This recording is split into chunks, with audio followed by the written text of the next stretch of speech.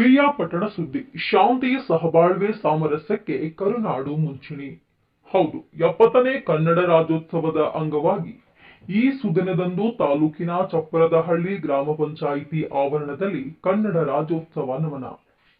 ಕನ್ನಡ ರಾಜ್ಯೋತ್ಸವ ಕನ್ನಡ ನಾಡು ಸಹಬಾಳ್ವೆ ಸಾಮರಸ್ಯ ಸಾರುವಲ್ಲಿ ಮುಂಚೂಣಿಯಲ್ಲಿದೆ. ಜಾತಿ ಮತ ಪ್ರದೇಶ ಮೀರಿ ನಾವೆಲ್ಲರೂ ಕನ್ನಡಿಗರು ಎಂಬ ಭಾವನೆ ಪ್ರಬಲವಾಗಬೇಕು ಎಂಬುದೇ ನಿಮ್ಮೆಲ್ಲರ ಹೊಣೆ. ರಾಜ್ಯಾದ್ಯಂತ ತಾಲೂಕಿನಾದ್ಯಂತ ವಿವಿಧ ಕಡೆಗಳಲ್ಲಿ 70ನೇ ಕನ್ನಡ ರಾಜ್ಯೋತ್ಸವ ಸಂಭ್ರಮ.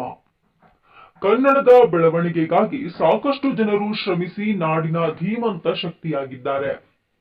ನಾಡು ನುಡಿ ಹೋರಾಟಕ್ಕೆ ಮಹಿಳೆಯರ ಕೊಡುಗೆ ಅಪಾರವಾಗಿದೆ. ಈ ದಿನದಂದು ರಾಜ್ಯೋತ್ಸವ ಕನ್ನಡ ನಾಡಿನ ಇತಿಹಾಸ, ಸಂಸ್ಕೃತಿ ಮತ್ತು ವೈವಿಧ್ಯತೆಯನ್ನ ಮನತುಂಬಿ ಆಚರಿಸಿ ಕರ್ನಾಟಕ ಚಿತ್ರಕ್ಕೆ ಗೌರವ ನಮನ ಸಲ್ಲಿಸಿ ಭಕ್ತಿಪೂರ್ವಕ ಪೂಜೆ ಸಲ್ಲಿಸಿ ನಮಸ್ಕರಿಸಿದ್ರು.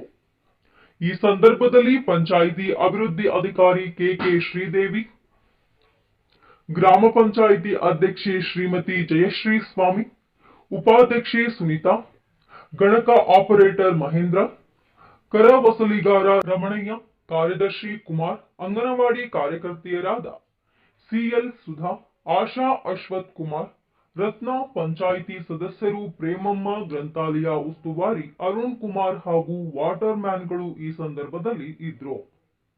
ವರದಿ ಪ್ರಕಾಶ್ ಸಿಜೆ, ಕನಕ ಟಿವಿ, ಪಿರಿಯಾಪಟ್ಟಣ.